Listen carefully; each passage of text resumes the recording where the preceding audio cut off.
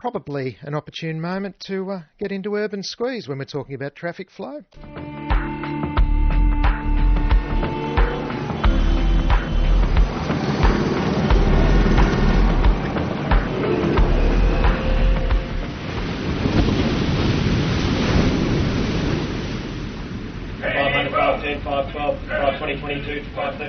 Fond of our little urban noises that we've come up with there for the introduction to this segment.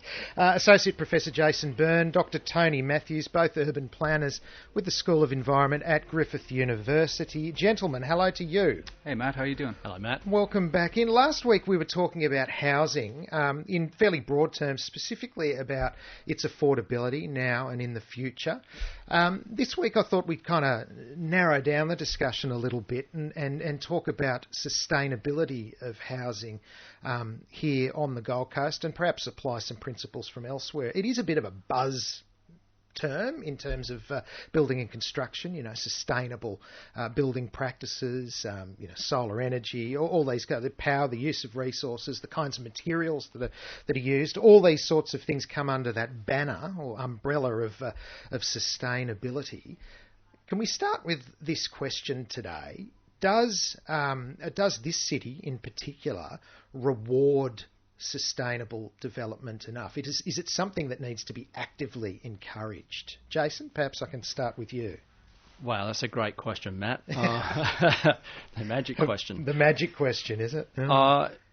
Yes and no, I think would have to be the answer. So the town planning scheme that we mentioned last week certainly talks about sustainability. We have awards that are awarded for buildings that are seen as being sustainable.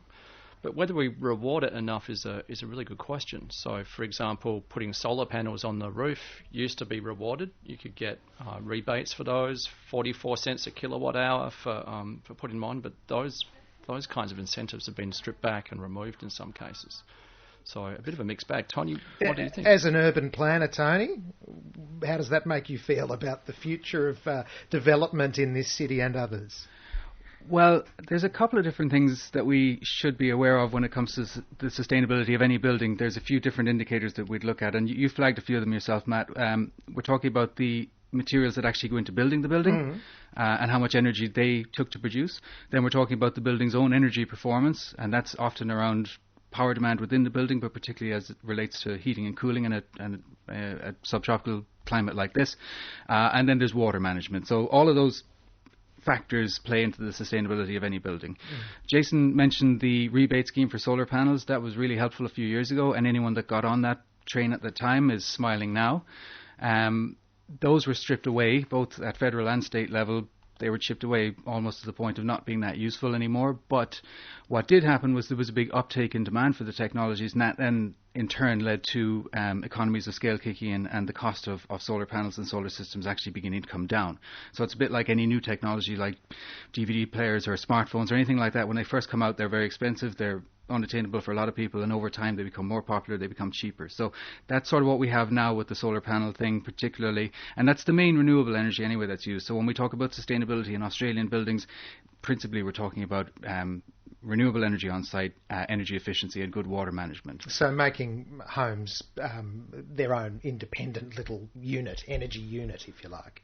Less reliant on other sources. Less reliant on other sources. The thing is, this idea that people have that you can take any building off grid, it's very hard to do that, and probably not to be encouraged for most buildings, because the fail-safe that you lose if you go off grid is critical in the event of, say, a major storm or something like that. Right, so yes. I guess the other perspective is that when you take buildings off grid, you're losing the ability of those buildings to contribute energy back to the grid. So, for example, the kind of solar that's been rolled out across Australian cities has reduced the need for us to think about building new power stations. It's a major benefit. If we start taking those buildings off grid, then you lose that. We still have industries that need power, for example, right? Yeah. Somewhat. Jason Byrne, Associate Professor Jason Byrne, I should say, Dr Tony Matthews, both urban planners at Griffith University, here for Urban Squeeze this week, talking about urban issues, specifically about sustainability in housing. I've started with the question, is sustainable building and construction practice rewarded as well as it could be?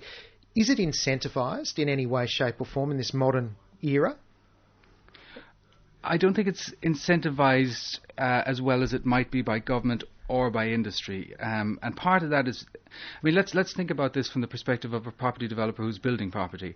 They're looking at their market, they're looking at customer demand, and they're not necessarily seeing an overwhelming imperative to deliver more sustainable stock, because customers don't necessarily demand it because they think it's too expensive, or they don't care about it, or they don't understand its potential, or they don't understand its benefits. So in some instances, and I'm sort of assuming on the fly here, but in some instances I'd reckon people would look at the label sustainable and think it was kind of a luxury item in some respects as well. I think you're on a really good point there, Matt, that some people do look at it as a luxury item. However, when we think about this kind of life cycle cost of some of these technologies, and over the lifespan of the building, the kind of net savings that they deliver, it's a luxury not to build that way. You know, the kind of benefits and payoffs that you get in a relatively short amount of time are massive. So when Melbourne built their new Council House 2 building, they were expecting that was going to take decades to repay some of the technologies they put in there, with passive cooling, passive heating, solar, wind turbines that vent the building with heat, this kind of stuff. They even mine the sewer to cool the building, right? I'm not sure I like the sound of that. It's quite trippy. It's quite trippy how they do it. But those things have actually paid themselves off a lot faster, because one thing they didn't take into account is that the people who worked in that building were going to become sick less often. So the number of sickies went down dramatically as people were living in and working in an office environment that was clean and healthy and had fresh air, these sorts of things. So in many ways, it's not a luxury. It's almost like a necessity. Oh, absolutely. I think Jason's dead right. Some of our research is increasingly looking at the health benefits of more sustainable building types, because it's often looked at as a price thing or an economic argument. But there are a huge amount of health benefits in terms of people taking less sickies and generally having better health outcomes, but also in terms of their mental health. They're happier, they're more content, they enjoy sustainable buildings and the atmosphere that they create more. So that needs to be understood when we're doing cost-benefit analysis. And a traditional cost-benefit analysis, and this was picked up in some research that was published by some colleagues of ours from RMIT recently. If you look at the life cycle, like Jason said, then you start to see the benefits. But the standard cost-benefit analysis that's applied to buildings and construction doesn't take in these factors. It just looks at the major financial drivers and costs. So it doesn't take in things like human health. It doesn't apply a dollar value to them. So therefore, they don't exist in the cost-benefit analysis. If you put them in, sustainable buildings start to look a lot more attractive. Right. Is there a movement to make those figures more a part of the process? I think there should be. I don't see much joined up thinking about it. I know there's a lot of people out there who understand this, and you'll find niche developers who are playing into this. And Jason might like to talk about one example on the Gold Coast that we selected about that. But as an overall thing, no, I don't think there's nearly enough joined up thinking or nearly as much critical mass behind this issue. I suppose as decision makers and policy makers, it's an easy thing to dismiss because it looks intangible. If you can somehow harness the tangibility of this, there's probably a fair skill involved in all of that, a technical skill. But if you could do that, you'd be on a winner, surely. I agree, Matt. I think, like Tony's saying, the key question is how do we quantify this? How do you put a dollar value on that sort of thing, right? So we're beginning to do that around health. We've been looking at obesity. We know that the kind of suburbs that we created in the 1970s with all those cul-de-sacs, which were seen as good for kids to play in, that sort of stuff, meant people couldn't just walk down the shop to buy milk. You have to jump in the car, right, to go to the nearest corner store. And that means that we actually have a city that's kind of making us sick, physically sick. If we factor that into our built environments... You've used the word trippy before. You get me going all trippy when you start talking about these kinds of... But it does make sense, doesn't right? it? It also makes an inward-looking existence, cul-de-sac life. And even vegetation. There have been lots of studies done now that show that the recovery rates of people in hospital who look out the window and can see greenery are much faster than those who can't. That office workers who can see greenery have less sick days. That people who live in buildings surrounded by greenery have lower levels of depression. And, if depression's costing us about $4 billion a year was the latest figure I saw, then designing our cities and our buildings in a way that takes account of that we'll see some huge cost savings. But as Tony said, we're kind of not joining that quite up as well as we could. Interesting, isn't it? Associate Professor Jason Byrne, Dr. Tony Matthews, both from Griffith University School of Environment. This is Urban Squeeze on Drive, talking urban planning related issues. What about some emerging ideas in this sustainability space? What's the future look like in and around this? You've spoken about solar as something that's kind of been and then been adjusted, still exists, people are still into it, but what's upcoming? What should we be excited about? Well, with new buildings, the things to be excited about are prefabrication and 3D printing. So the idea that with a prefab building, your building is effectively constructed off-site and arrives in pieces that are connected together on-site, much like a jigsaw. Yeah. It's quick, it's cheap, relatively cheap, particularly if you've got economies of scale, and buildings go up a lot quicker. But that hasn't got a huge buy-in in the construction industry in this country because it's seen as a little bit offbeat. It's seen as a new approach. It's seen as something that hasn't been road tested here, hasn't been costed here. There's not a reliable body of evidence in terms of how prefabricated buildings perform in Australia. But the sophistication of prefabricated technologies now means that prefab buildings can be built for pretty much any climate and built effectively. So if you can get good quality prefabricated buildings which have passive design principles. What do you mean by that? Passive design principles are buildings, it's when a building is designed to take advantage of the natural setting that it's in. So the building is orientated to follow sunlight, for example. It's sealed up tight, so you don't have air loss, you don't have a lot of leakage out of the building in winter, for example. So if you're heating the inside of your place, your heat's not escaping through the walls and things like that. You don't need air conditioning. You don't need air conditioning, absolutely. So you've got all these advantages, but it's that idea can often be a bit alien to householders, but also to the construction industry that supplies these buildings.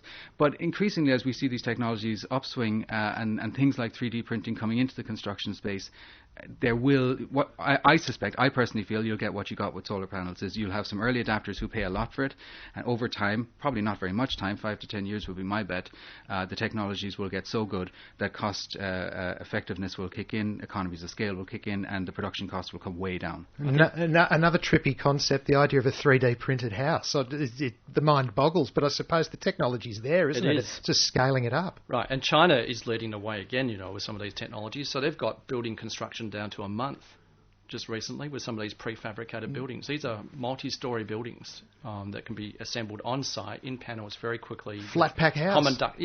The IKEA house. Imagine what that'd do to marriages around the place. I'm not entirely sure, but it is exciting. I suppose it's that kind of interface in industry too. There's been a way that's been followed for quite some time, and getting the old to take up the new, there's a cost attached to that as well. And I think, another way of looking at this as well is the idea of waste. So we've been a kind of wasteful society until now. One of the trippy things that we're beginning to think about from an energy perspective is mining our sewage. So like India, where they have a biogas digester where the sewage goes into a sealed container, the little microbes break it down, they generate methane. That methane gets piped back into the house for cooking. You can just use it like natural gas, but also you can run generators on it. So we may increasingly see us harnessing what we would think of as a waste product to power our cities. Now that's pretty amazing, right? Hey, make it happen. Bring it on. It's going to happen at some point, isn't it? 91.7 ABC Gold Coast, the Urban Squeeze. Give us an idea. Can you give the Gold Coast a mark out of 10 in terms of its sustainability profile, if you like? Or is that an awkward question to answer? We were just coming up with that outside. we were sitting outside talking about that, actually. If on a scale of 1 to 10, if 10 is, whichever way you want, 10 can be... What would be indicative of a 10? Give us a city that's a 10. Oh, a city that's a 10. We'd probably have to look at somewhere like Freiburg in Germany, which would be way up there, a very, very sustainable green city. So but has all cycling, there's no cars in there, it's got all solar on the roof. Yeah. Huge. Every principle that we would see for as a good indicator of a sustainable city is pretty much found there. But I should add, they've been consciously working towards this since the 1970s. So the Gold Coast is probably a little bit behind the curve on that, but that's not to say that there isn't capacity to catch up quickly.